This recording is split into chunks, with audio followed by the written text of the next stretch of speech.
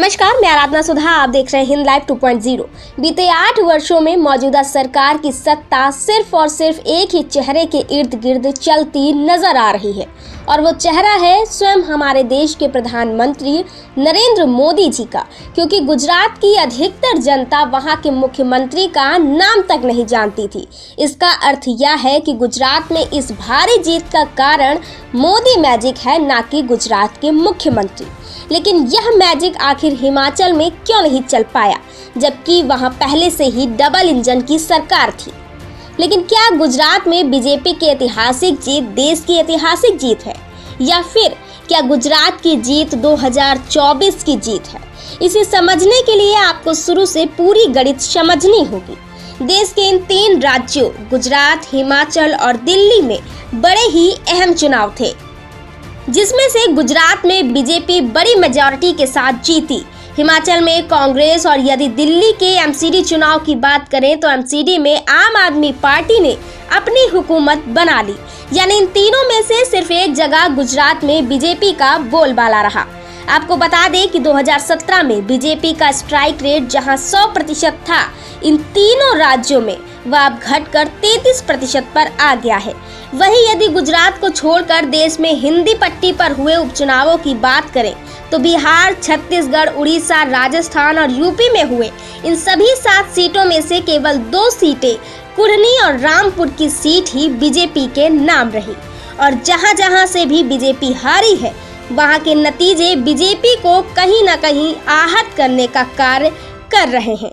लेकिन गोदी media, television व अखबार इन सब को छुपाकर ऐसा दिखाने की कोशिश कर रही है गुजरात के रिजल्ट से मानो बीजेपी ने 2024 का फाइनल अपने नाम कर लिया हो। अब यह वीडियो देखें जिसमें स्वयं देश के प्रधान सेवक ने बीजेपी के पार्टी मुख्यालय में अपने मन के विचारों को प्रकट करते हुए कहा कि अब हम पर जुल्म ढहाए जाएंगे। हमें निरंतर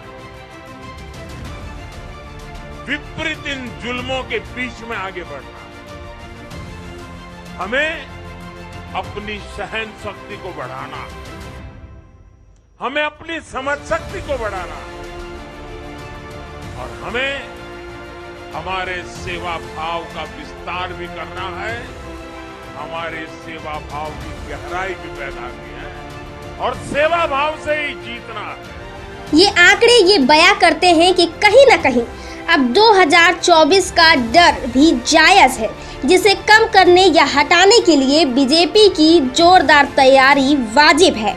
ऐसा इसलिए भी क्योंकि गुजरात, जो कि मोदी जी का गृह राज्य है, वहां पर भी उन्होंने लगभग 32 रैलियां और रोड शो किए थे गुजरात में अपनी मौजूदगी बताने के लिए।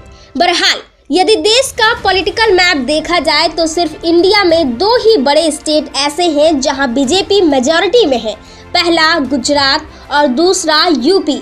तो वही बाकी के राज्यों में जैसे महाराष्ट्र में उद्धव ठाकरे से छीनी हुई सरकार है, हरियाणा में दुष्यंत चौटाला की सरकार भी कुछ डामाडोल चल रही है, और मध्य प्रदेश में कमलनाथ के पीछे सीबीआई, इनकम टैक्स व ऑपरेशन लोटस चलाकर उनके विधायकों को तोड़ा गया और सरकार बनाई गई।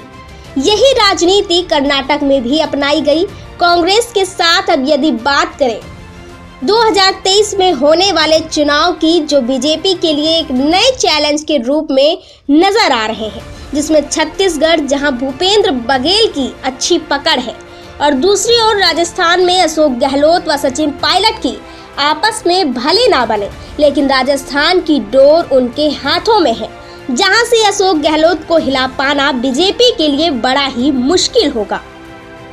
लोगों का ऐसा मानना है कि मध्य प्रदेश में भी शिवराज सिंह चौहान यानी मामा जी के हालात कुछ संभल पा नहीं रहे हैं, और तेलंगाना के हुकूमत चलती है केसीआर और केटीआर की। अब ताजे चुनाव नतीजे और स्ट्राइक रेट देखने के बाद बीजेपी के लिए लगातार चैलेंज बढ़ता जा रहा है, और यदि मोदी मैजिक चला 2023 में तो असर दिखेगा, और यदि हिमाचल जैसे परिणाम हुए तो ऐसा हो सकता है कि आने वाले समय में मोदी मैजिक भी धराशायी होता नजर आएगा। यानी सत्ता का सारा दामोदार अब एक ही के हवाले है, मोदी मैजिक पर। दोस्तों, यदि आपको हमारा वीडियो पसंद आए तो हमारे चैनल को लाइक, सब्सक्राइब, शेयर करना ना भूलें। धन्यवाद।